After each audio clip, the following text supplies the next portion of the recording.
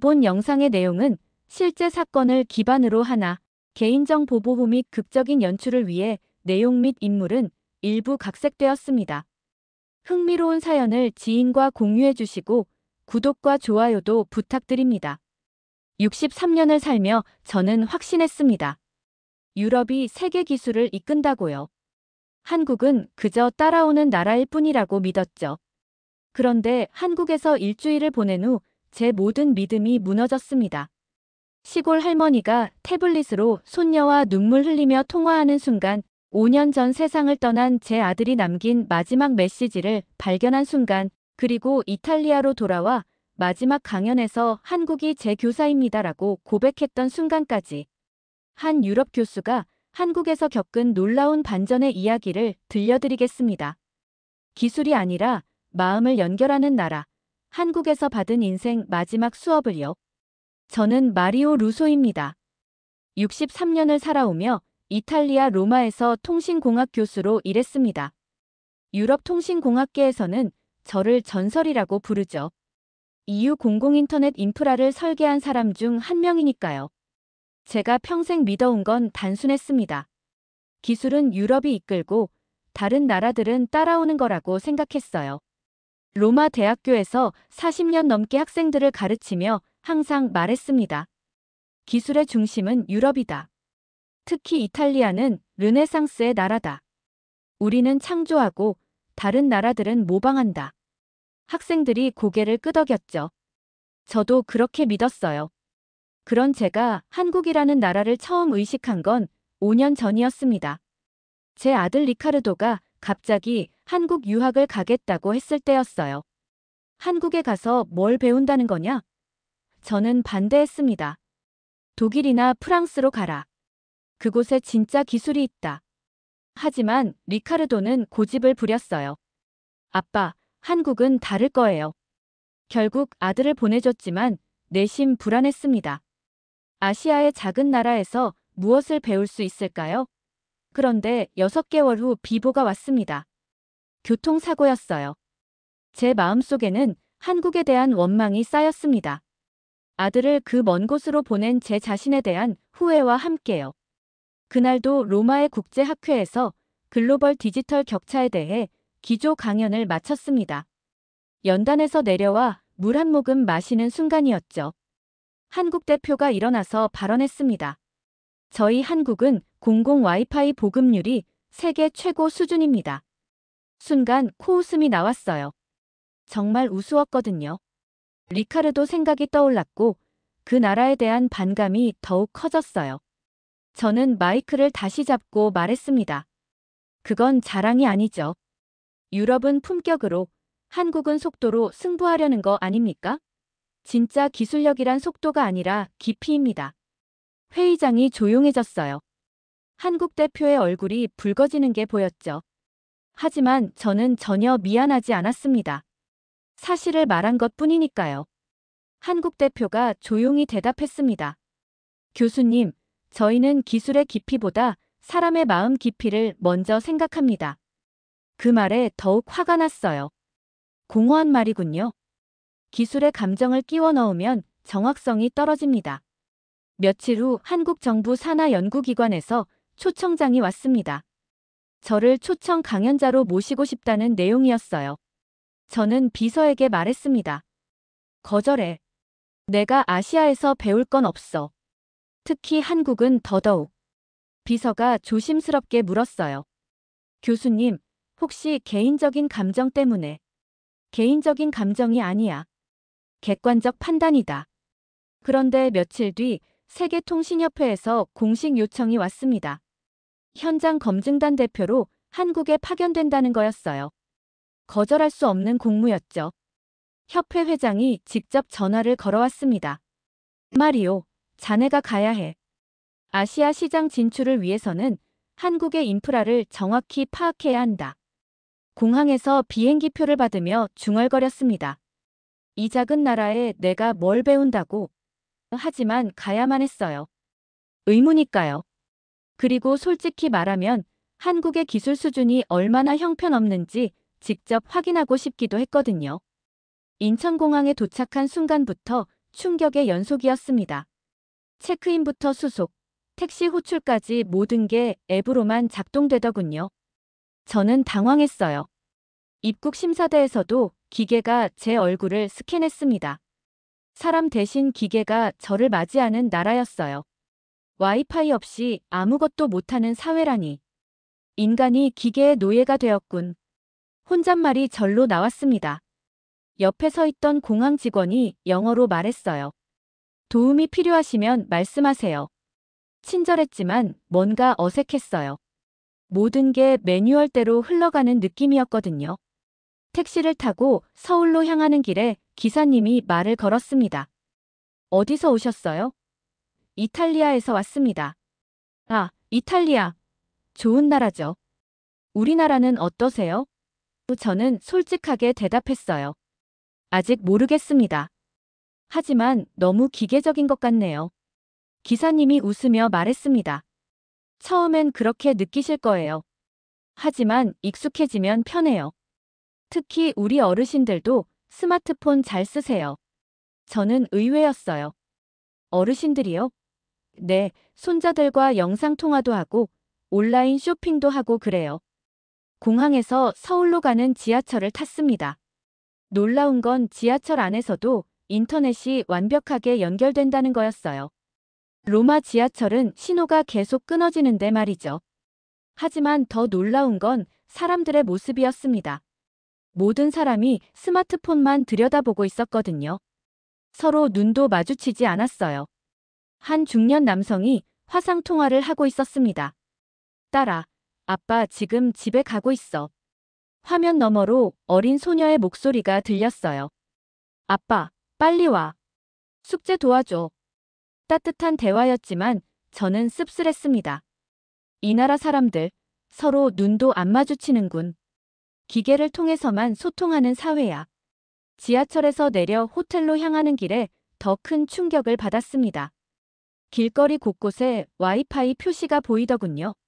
심지어 버스 정류장에서도 무료 인터넷을 쓸 수 있었어요. 이건 과시용 아닌가 생각했습니다. 실제로는 느리거나 잘 안 될 텐데. 호텔에 도착해서도 마찬가지였어요. 체크인도 기계로, 엘리베이터 호출도 앱으로, 심지어 룸서비스 주문도 QR코드로 해야 했습니다. 저는 프론트 직원에게 말했어요.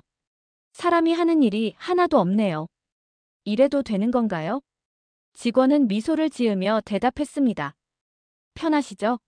그리고 더 정확해요. 실수도 줄어들고요. 편하긴 한데 뭔가 허전했어요. 사람의 온기가 느껴지지 않았거든요. 기술이 발전하면 인간성은 퇴보하는 건가? 방에 들어가서 창밖을 내려다봤습니다. 서울의 야경이 펼쳐졌어요. 수많은 네온 사인과 LED 스크린들이 번쩍였죠. 화려하긴 한데 너무 인공적이야. 그때 아래층에서 웃음소리가 들려왔어요. 가족들이 함께 식사하며 즐거워하는 소리였습니다. 다음 날 강연장에 갔습니다. 한국 연구진들이 저를 맞이했죠. 그들의 프레젠테이션을 듣는데 내용보다는 발표 방식에 놀랐어요. 모든 자료가 실시간으로 클라우드에 공유되고 참석자들이 스마트폰으로 질문을 올리더군요.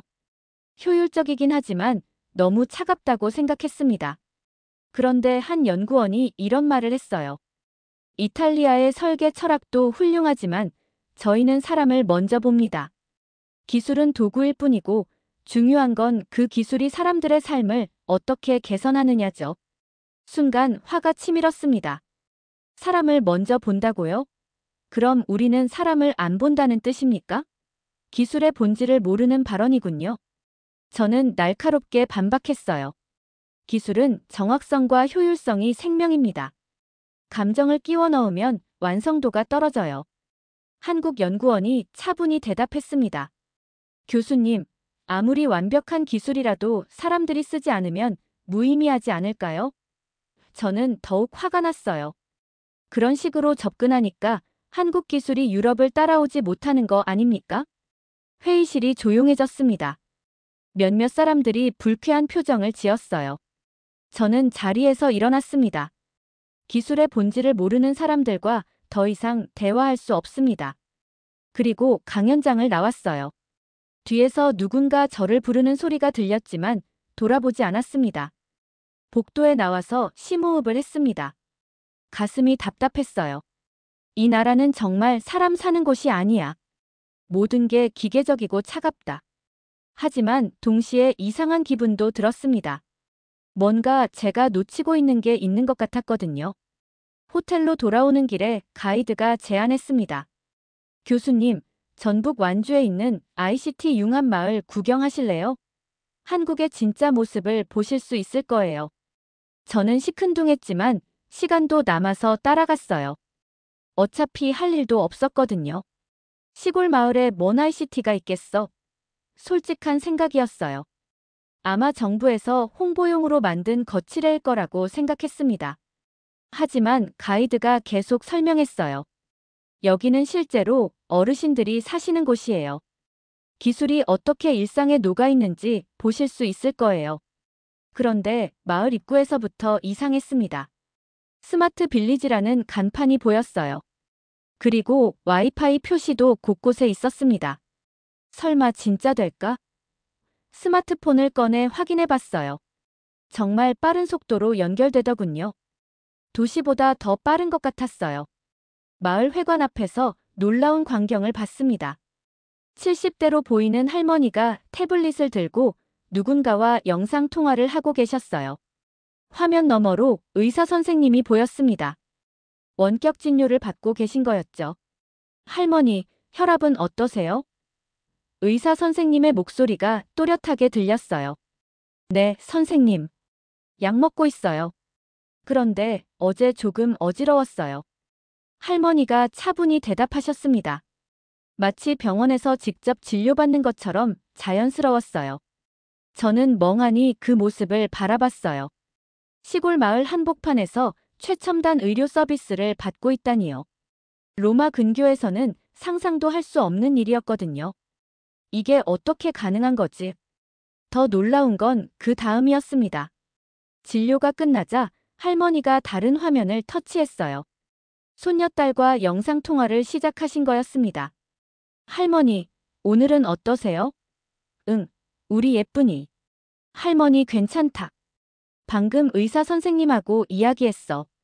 손녀딸이 화면 너머에서 웃으며 말했어요. 할머니, 제가 요리 배운 거 보여드릴게요.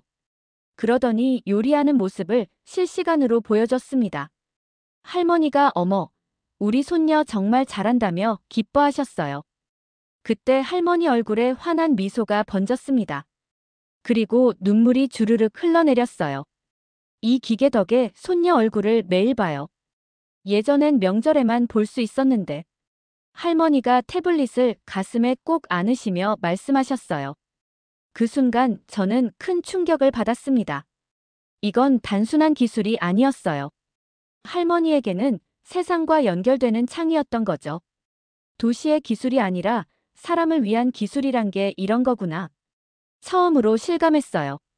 마을을 더 둘러보니 놀라운 일들이 계속 펼쳐졌습니다. 한 할아버지는 스마트폰으로 농작물 시세를 확인하고 계셨어요. 요즘 배추값이 좋네. 내일 출하해야겠어. 혼잣말을 하시며 계산기를 두드리셨습니다. 또 다른 할머니는 태블릿으로 온라인 쇼핑을 하고 계셨어요. 손자 운동화를 사야 하는데 화면을 이리저리 터치하시더니 이거다 하며 주문을 완료하셨습니다. 도시의 젊은이들과 똑같은 모습이었어요. 가장 인상 깊었던 건 마을 청년의 모임이었습니다. 20대부터 70대까지 다양한 연령층이 모여서 화상회의를 하고 있었어요. 마을 발전 방안에 대해 토론하는 거였죠. 어르신들도 젊은이들 못지않게 적극적으로 의견을 내셨습니다. 이런 게 진짜 스마트 시티구나. 저는 감탄했어요. 화려한 건물이나 복잡한 시스템이 아니라 사람들의 일상에 자연스럽게 스며든 기술. 그게 진짜 스마트한 거였던 거죠. 마을을 떠나기 전에 할머니께 물어봤습니다. 어르신, 이런 기술 사용하시기 어렵지 않으세요? 할머니가 웃으며 대답하셨어요. 처음엔 어려웠지. 그런데 손자가 가르쳐줬어. 이제 이게 없으면 못 살겠어. 차에 타고 서울로 돌아오는 길에 저는 계속 생각했습니다. 제가 지금까지 만들어 온 기술이 정말 사람을 위한 건지 의문이 들기 시작했어요. 유럽의 기술은 완벽하지만 사람들과 거리가 멀었어요. 하지만 여기서 본 기술은 할머니의 일상이 되어 있었습니다. 이제껏 내가 믿어온 게 틀렸을 수도 있겠다. 처음으로 그런 생각이 들었어요. 완주에서 돌아온 후 저는 직접 조사를 시작했습니다. 한국의 공공 와이파이 정책이 정말 어떤지 확인해 보고 싶었거든요. 그냥 지나치기엔 너무 충격적이었어요. 설마 서울 전체가 다 저럴 리는 없을 거야. 다음 날 일찍 호텔을 나와 서울 시내 곳곳을 돌아다녔어요. 지하철역부터 시작했습니다. 2호선을 타고 강남역에서 홍대 입구역까지 가봤어요. 놀라운 사실을 발견했습니다. 정말 모든 구간에서 끊김없이 인터넷이 연결되더군요. 이건 우연일 거야. 그래서 더 확인해 봤어요. 1호선, 3호선, 4호선까지 다 타봤습니다. 결과는 같았어요. 어느 노선을 타든 지하 깊은 곳에서도 완벽하게 연결됐습니다. 로마 지하철과는 비교가 안 되는 수준이었어요. 지하철에서 내려 버스 정류장으로 갔습니다. 정류장마다 와이파이 표시가 있더군요. 실제로 연결해보니 정말 빨랐어요. 그리고 버스가 와서 타봤습니다. 버스 안에서도 마찬가지였어요. 심지어 강 건너편으로 가는 동안에도 연결이 끊어지지 않았습니다. 이건 말이 안 돼. 솔직한 심정이었어요. 로마에서는 버스에서 인터넷 쓰는 건 꿈도 못 꾸거든요. 시내 중심가에서조차 신호가 약한 곳이 많은데 말이죠. 한강공원에도 가봤습니다. 공원 벤치에 앉아서 스마트폰을 켜보니 여기서도 무료 와이파이가 잡혔어요. 속도를 측정해보니 집에서 쓰는 인터넷보다 빨랐습니다. 공원에서 이런 속도가 나온다고. 주변을 둘러보니 사람들이 자연스럽게 인터넷을 사용하고 있었어요. 한 가족이 피크닉을 하면서 아이들이 태블릿으로 동영상을 보고 있었습니다. 연인들은 셀카를 찍어서 바로 SNS에 올리고 있었고요. 모든 게 너무 자연스러웠어요. 저는 충격받았습니다. 이탈리아는 어떤가요? 로마 지하철에서는 인터넷이 자주 끊어져요. 공공장소에서 와이파이를 쓰려면 돈을 내야 하는 곳이 대부분이죠. 심지어 대학교에서조차 학생들이 인터넷 속도에 불만을 토로하는 경우가 많았어요. 제가 자랑스러워하던 유럽의 인프라가 한국에 비해 뒤떨어져 있었던 겁니다. 기술 선진국이라고 믿어온 이탈리아가 실상은 이런 기본 인프라에서조차 밀려 있었던 거죠. 카페에 들어가서 커피를 시켰습니다. 계산할 때도 신기했어요. 신용카드뿐만 아니라 스마트폰으로도 결제할 수 있었거든요. 심지어 QR코드만 찍어도 됐어요. 이런 시스템이 전국에 다 깔려 있다는 건가? 카페 직원에게 물어봤습니다. 이런 결제 시스템이 언제부터 있었나요? 몇 년 됐어요. 요즘 현금 쓰는 분들이 거의 없어요. 직원이 자연스럽게 대답했어요. 한국에서는 이미 일상이 된 일이었던 거죠. 호텔방으로 돌아와서 혼자 중얼거렸어요. 우리가 이룬 건 유산, 이들이 이룬 건 생활이었다. 평생 믿어온 제 자부심이 흔들리기 시작했습니다. 한국이 따라오는 나라라고 생각했는데 어느새 우리를 앞서가고 있었던 거예요. 그날 밤 잠이 오지 않았습니다. 창밖으로 서울의 야경이 보였어요. 수많은 불빛들이 반짝이고 있었죠. 그 불빛 하나하나가 모두 연결되어 있다는 생각이 들었습니다. 물리적으로만이 아니라 사람과 사람을, 마음과 마음을 이어주는 빛들이었어요. 노트북을 켜고 로마 대학교에 이메일을 썼습니다. 한국의 공공 인프라는 우리가 생각하는 것보다 훨씬 앞서 있습니다. 그런데 보내기 버튼을 누르지 못했어요. 제 동료들이 어떻게 생각할지 뻔했거든요. 저는 창가에 서서 오랫동안 그 풍경을 바라봤습니다. 이제껏 제가 믿어온 게 틀렸을 수도 있겠다는 생각이 들었어요. 인정하기 싫었지만 사실이었습니다. 하지만 아직도 마음 한구석에서는 저항하고 있었어요. 기술력과 인프라는 다른 거야.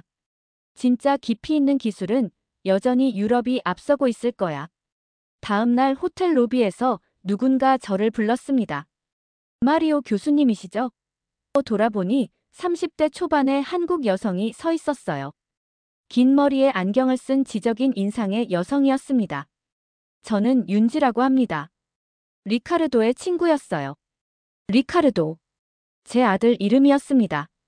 5년 전 한국으로 유학을 왔다가 교통사고로 세상을 떠난 아들이죠. 순간 가슴이 먹먹해졌어요. 아들 얘기를 들을 준비가 되어 있지 않았거든요. 당신이 리카르도의 친구? 윤지 씨가 조심스럽게 말했습니다. 교수님이 한국에 오신다는 소식을 들었어요. 리카르도가 생전에 아버지 이야기를 자주 했거든요. 존경한다고, 언젠가 아버지 같은 학자가 되고 싶다고 했어요.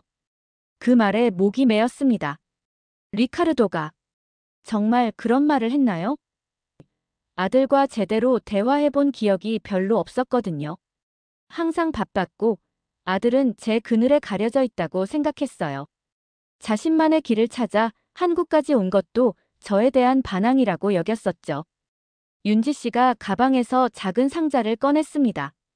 리카르도가 생전에 이걸 아버지께 전해달라고 했어요. 그런데 연락처를 몰라서. 죄송해요. 이제서야 전해드리게 되어서.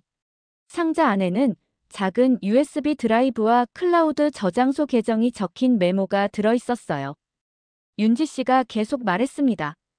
리카르도는 정말 따뜻한 사람이었어요. 한국에 온 초기에 언어도 잘 안 통하고 외로워했는데 점점 이 나라를 사랑하게 됐어요. 특히 사람들의 정을 좋아했죠. 아들이 한국을 사랑했다고요? 의외였어요. 아들의 한국 유학을 반대했던 저로서는 믿기 어려웠거든요.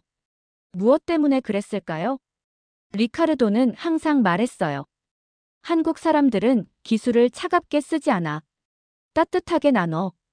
그리고 자주 봉사활동을 했어요. 어르신들께 스마트폰 사용법 가르쳐드리고 외국인 학생들 도와주고 그랬어요. 호텔방으로 돌아와서 노트북에 USB를 연결했습니다. 하지만 아무것도 열리지 않았어요. 비밀번호가 걸려있는 것 같았습니다. 그때 와이파이에 연결되자 갑자기 파일들이 자동으로 동기화되기 시작했습니다. 클라우드에 저장된 파일들이었던 거예요. 폴더를 열어보니 아들의 한국 생활 사진들이 가득했습니다. 친구들과 함께 찍은 사진, 한국 음식을 먹는 모습, 그리고 어르신들과 함께한 봉사활동 사진들까지요. 아들의 얼굴이 정말 행복해 보였어요. 제가 본 적 없는 표정이었습니다. 한 사진에서 아들이 할머니께 태블릿 사용법을 가르쳐드리는 모습을 봤어요. 할머니가 손녀와 화상통화를 하시며 환하게 웃고 계셨습니다. 아들도 옆에서 뿌듯한 표정을 짓고 있었어요. 아, 그래서 윤지 씨가 그런 말을 했구나 싶었습니다. 가장 마지막 파일이 동영상이었습니다. 제목은 아빠에게였어요. 떨리는 손으로 재생 버튼을 눌렀습니다. 화면에 리카르도의 얼굴이 나타났어요. 5년 만에 보는 아들의 모습이었습니다. 아빠, 저는 한국에 온 게 기술 때문이 아니었어요. 사람 때문이었어요. 여긴 정말 따뜻해요. 사람들이 기술을 차갑게 쓰는 게 아니라 따뜻하게 나누거든요. 아들의 목소리가 또렷하게 들렸습니다. 정말 행복해 보였어요. 아빠가 만드신 기술이 여기서 사람들의 마음을 이어주고 있어요. 할머니들이 손자와 영상 통화하고 외로운 사람들이 친구를 만나고 아픈 사람들이 치료받고 있어요. 아빠의 기술이 사랑이 되어서 흐르고 있다고요. 아들이 계속 말했습니다. 처음엔 아빠를 실망시킨 것 같아서 미안했어요. 유럽에서 공부하지 않고 한국에 온 것 때문에요. 하지만 이제는 확신해요. 여기서 제가 배우는 건 단순한 기술이 아니라 기술의 마음을 담는 방법이에요. 아빠, 언젠가 한국에 오세요. 그리고 직접 보세요. 아빠가 꿈꾸던 세상이 여기 있어요. 기술이 사람을 행복하게 만드는 세상이요. 사랑합니다, 아빠. 영상이 끝나자 저는 주체할 수 없이 울었습니다. 아들이 그렇게 저를 생각하고 있었다니요. 그리고 한국에서 그런 깨달음을 얻었다니요. 기술이 아니라 사람을 연결하는 힘. 그게 한국의 진짜 강점이었던 거예요. 아들이 그걸 먼저 알고 있었던 거죠. 그 순간 깨달았습니다. 제가 한국에 대해 가졌던 편견들, 그리고 아들의 선택에 대한 불만들이 모두 제 무지에서 비롯된 거였어요. 아들은 저보다 먼저 진짜 가치를 발견했던 거였습니다. 윤지 씨가 남긴 연락처로 전화를 걸었습니다. 윤지 씨, 리카르도가 정말 행복했나요? 네, 교수님. 리카르도는 정말 행복해했어요. 그리고 항상 아버지 자랑을 했어요. 자신이 아버지의 아들이라는 게 자랑스럽다고요. 다음 날 저는 스스로 서울 공공 IT복지센터를 찾아갔습니다. 윤지 씨가 알려준 곳이었어요. 아들이 생전에 자주 봉사활동을 했던 곳이라고 했거든요. 아들의 발자취를 따라가고 싶었습니다. 센터 입구에서 안내 직원이 저를 맞았습니다. 어떻게 오셨나요? 리카르도 루소라는 이탈리아 학생을 아시나요? 제가 그 학생의 아버지입니다. 직원의 얼굴이 밝아졌어요. 아, 리카르도. 정말 좋은 친구였는데. 교수님이 아버님이시군요. 센터에 들어서자 신기한 광경이 펼쳐졌습니다. 고등학생들이 어르신들께 스마트폰 사용법을 가르치고 있었어요. 할머니, 이렇게 누르시면 돼요. 어머, 정말 내 손녀 목소리가 들리네. 할머니가 신기해하시는 모습이 보였습니다. 한 학생이 저에게 다가왔어요. 어르신, 도움이 필요하세요? 저는 말했습니다. 아니야, 그냥 구경하는 거야. 하지만 계속 그 모습을 지켜봤어요. 학생들이 어르신들을 정말 친할아버지, 친할머니처럼 대하더군요. 센터장님이 저에게 다가왔습니다. 리카르도 아버님이시죠? 리카르도 정말 많이 그리워해요. 정말 착한 친구였거든요. 그리고 아들이 했던 활동들에 대해 자세히 설명해 주셨어요. 리카르도는 특별했어요.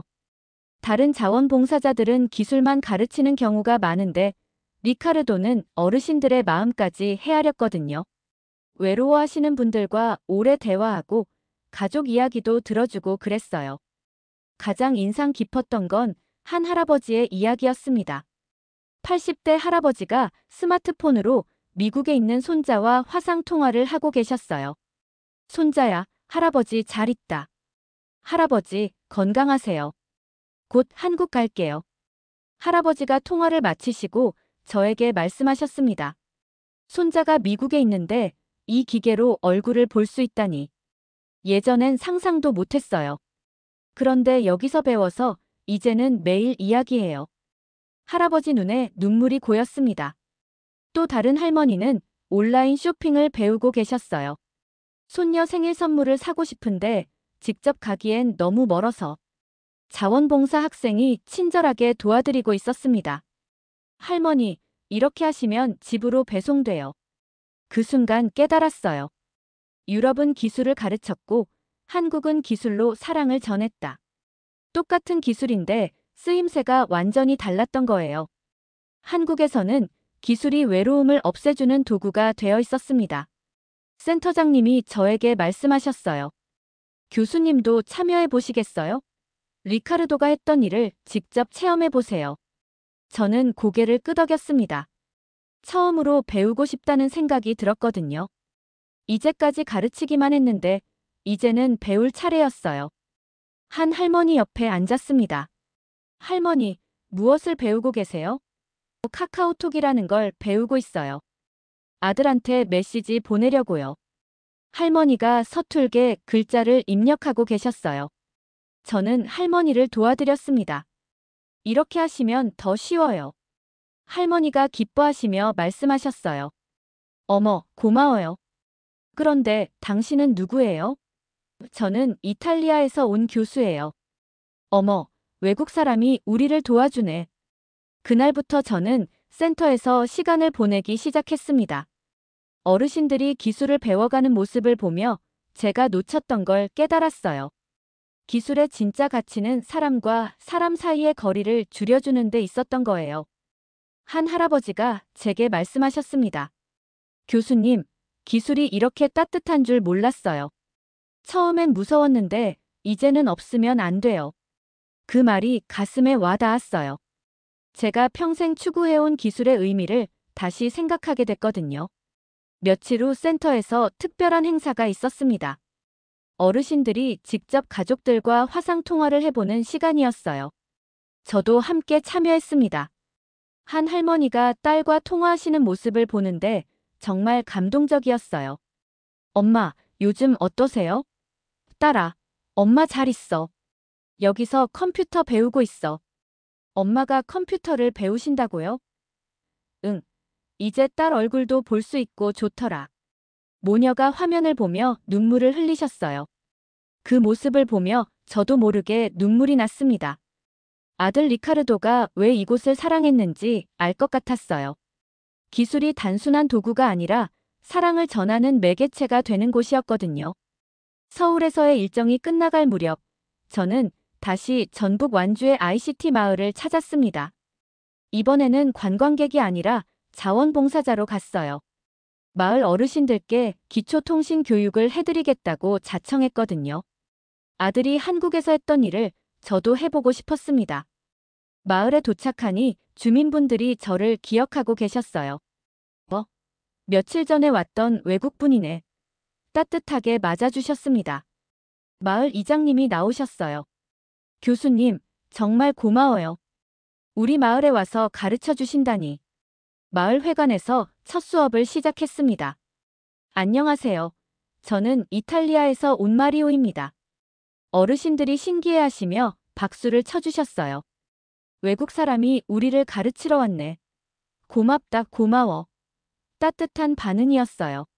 수업은 스마트폰 기본 사용법부터 시작했습니다.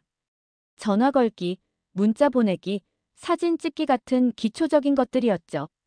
어르신들이 서툴지만 열심히 따라하시는 모습에 저도 모르게 미소가 지어졌어요. 가장 어려워하신 건 터치 조작이었습니다. 이게 왜 안 되지? 한 할아버지가 답답해 하셨어요. 저는 천천히 설명드렸습니다. 할아버지, 살짝만 터치하시면 돼요.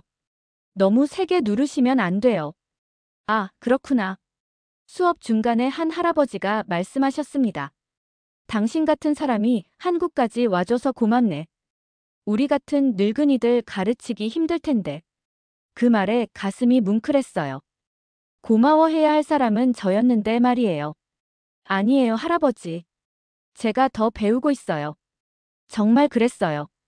어르신들의 순수한 열정과 배움에 대한 의지가 저에게는 큰 감동이었거든요. 한 할머니가 처음으로 손녀와 화상통화에 성공하셨습니다. 할머니, 화면 너머에서 어린 손녀의 목소리가 들렸어요. 어머, 정말 보인다.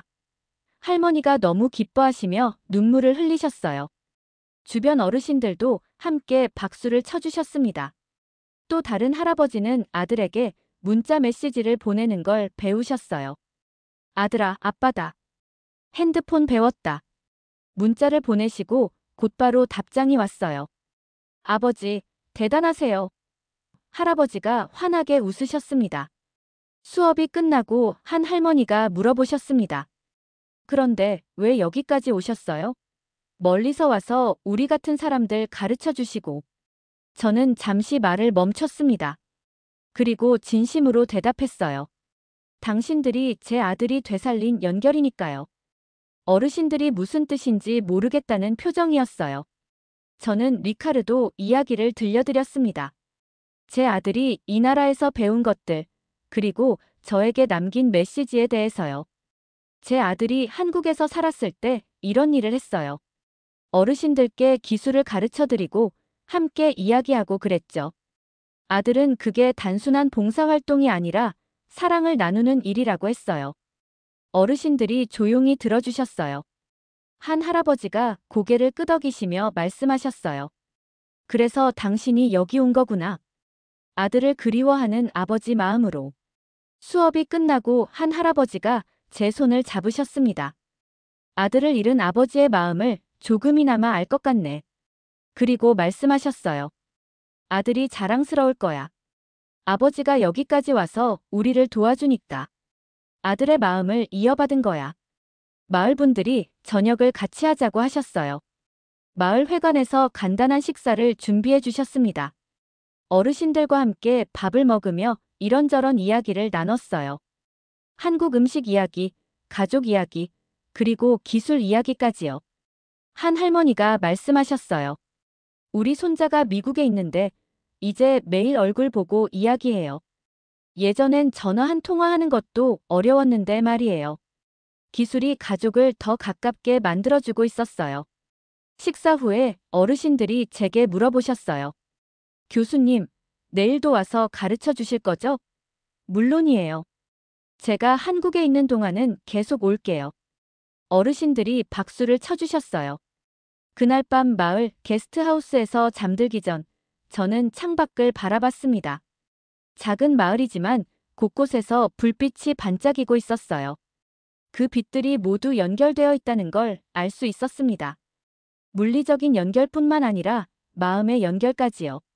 스마트폰을 꺼내 윤지 씨에게 문자를 보냈습니다. 리카르도가 왜 한국을 사랑했는지 알 것 같아요. 고마워요. 곧 답장이 왔어요. 교수님도 이제 한국의 매력을 느끼셨나 보네요. 제가 받은 마지막 수업이었어요. 기술은 도구일 뿐이고 중요한 건 그 기술로 무엇을 하느냐라는 것. 그리고 진짜 가치는 사람과 사람을 이어주는 데 있다는 것을요. 한국에서의 일주일이 끝나고 로마로 돌아왔습니다. 공항에서 이탈리아 땅을 밟는 순간 묘한 기분이 들었어요. 분명 제 조국인데 뭔가 낯설었거든요. 아니, 제가 달라진 거였죠. 로마 시내를 지나며 보니 한국과 너무 달랐어요. 지하철에서는 여전히 인터넷이 끊어졌고 버스에서는 와이파이를 찾을 수 없었습니다. 공공장소에서 인터넷을 쓰려면 복잡한 절차를 거쳐야 했어요. 우리가 정말 기술 선진국이 맞나? 의문이 들었습니다. 대학에 도착하니 동료 교수들이 반갑게 맞아줬어요. 마리오, 한국은 어땠어? 역시 우리가 생각한 대로였지. 저는 대답을 망설였습니다. 뭐라고 말해야 할지 모르겠었거든요. 생각보다 달랐습니다. 역시 그럴 줄 알았어. 아시아 국가들이 다 그렇지. 겉모습만 화려하고 실속은 없어. 동료의 말에 불쾌했지만 반박하지 않았어요. 아직 정리가 안 됐거든요. 대학에서는 제 마지막 강연을 준비하고 있었습니다. 정년 퇴임을 앞둔 명예교수의 고별 강연이었어요. 평소 같으면 유럽 기술의 우수성에 대해 이야기했을 텐데 이번에는 달랐습니다. 며칠 동안 강연 내용을 준비하며 고민했어요. 한국에서 본 것들을 어떻게 설명해야 할까? 동료들이 받아들일까? 하지만 결국 진실을 말하기로 했습니다. 아들 리카르도가 원했을 일이니까요. 강연 당일 대학 대강당이 사람들로 가득 찼어요. 제자들, 동료 교수들, 그리고 언론사 기자들까지 왔습니다. 40년 넘게 몸담았던 대학에서의 마지막 강연이었어요. 저는 마이크 앞에 섰습니다. 심장이 빨리 뛰었어요. 평생 해온 이야기와는 정반대의 내용을 말해야 했거든요. 여러분, 저는 오늘 여러분께 고백하려고 합니다. 강연장이 조용해졌어요. 사람들이 집중하고 있었습니다. 이탈리아가 제 조국이라면 한국은 제 교사입니다. 웅성거림이 일어났습니다. 사람들이 놀라는 표정이었어요. 몇몇 동료 교수들은 황당하다는 듯 고개를 저었습니다. 하지만 저는 계속했어요. 저는 평생 기술의 속도와 성능만 중요하다고 생각했습니다. 유럽이 최고이고 다른 나라들은 우리를 따라오는 것이라고 믿었죠.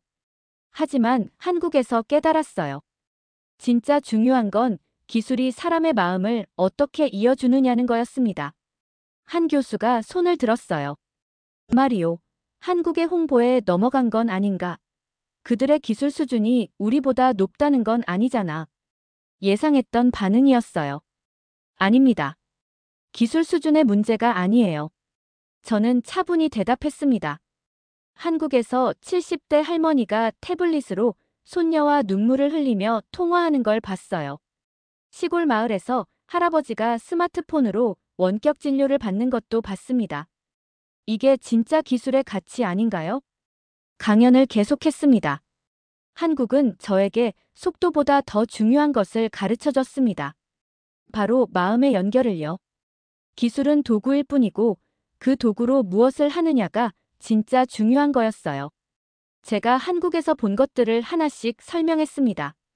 전국 어디서나 끊김없는 무료 와이파이, 지하철에서도 완벽한 인터넷 연결, 시골 마을의 디지털 복지 시스템까지요.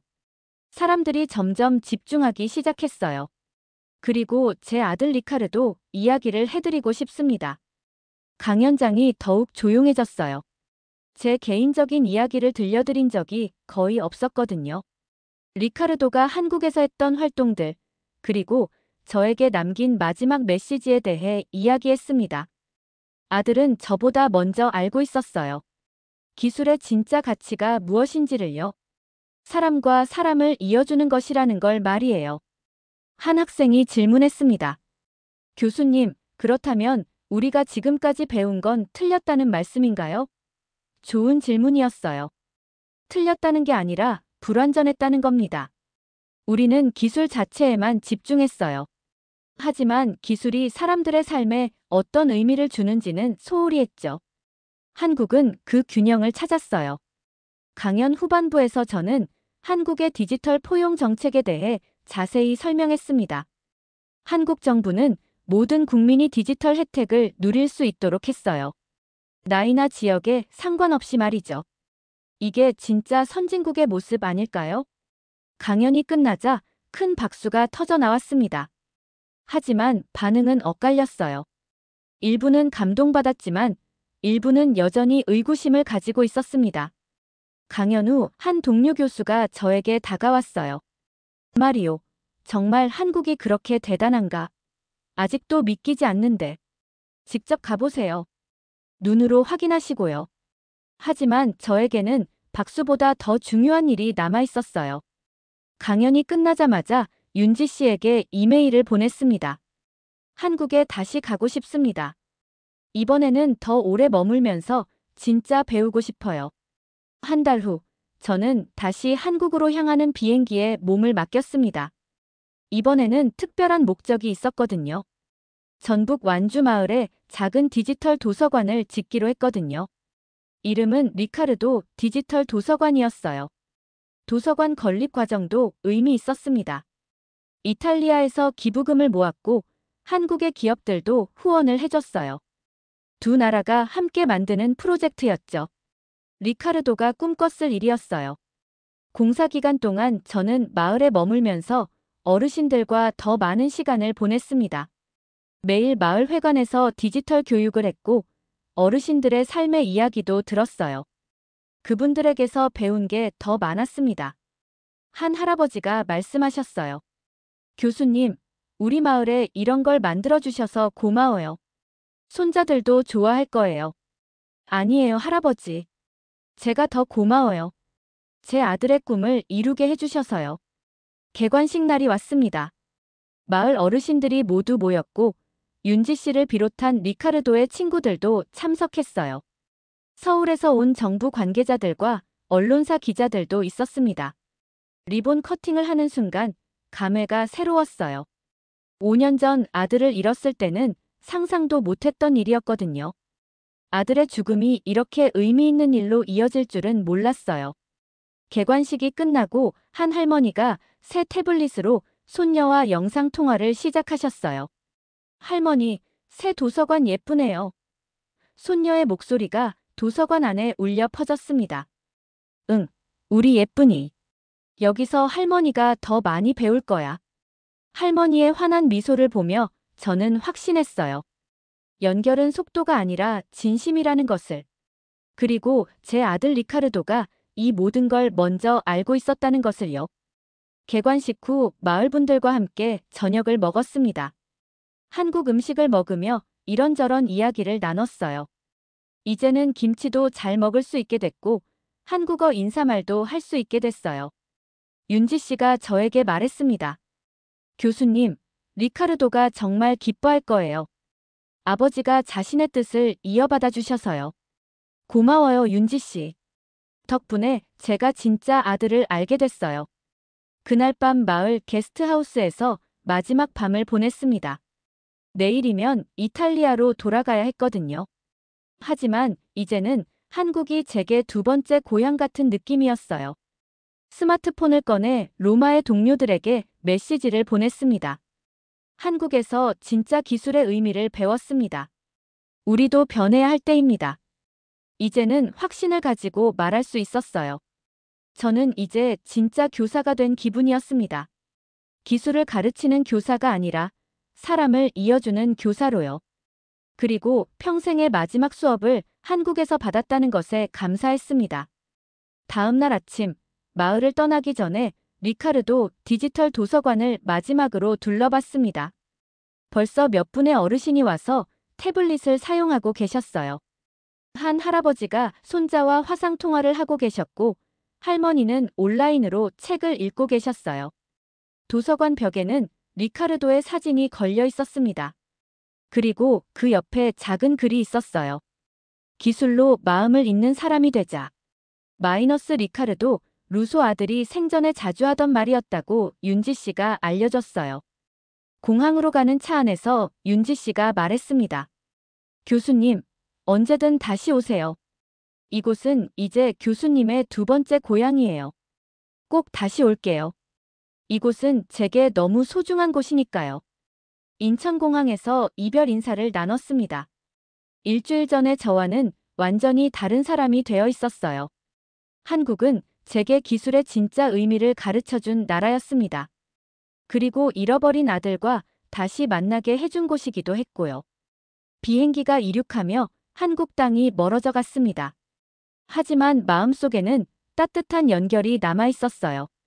기술이 만든 연결이 아니라 마음이 만든 연결이었습니다. 연결은 정말 속도가 아니라 진심이었어요. 오늘의 사연은 여기까지입니다. 구독과 좋아요는 영상 제작에 아주 큰 힘이 됩니다. 지금까지 우감사의 사라였습니다. 오늘도 우리 구독자님들의 가정에 따뜻한 행복이 가득하시길 진심으로 바라겠습니다. 긴 영상 끝까지 시청해주셔서 정말 감사합니다. 내일 더 좋은 이야기로 찾아뵙겠습니다. 감사합니다.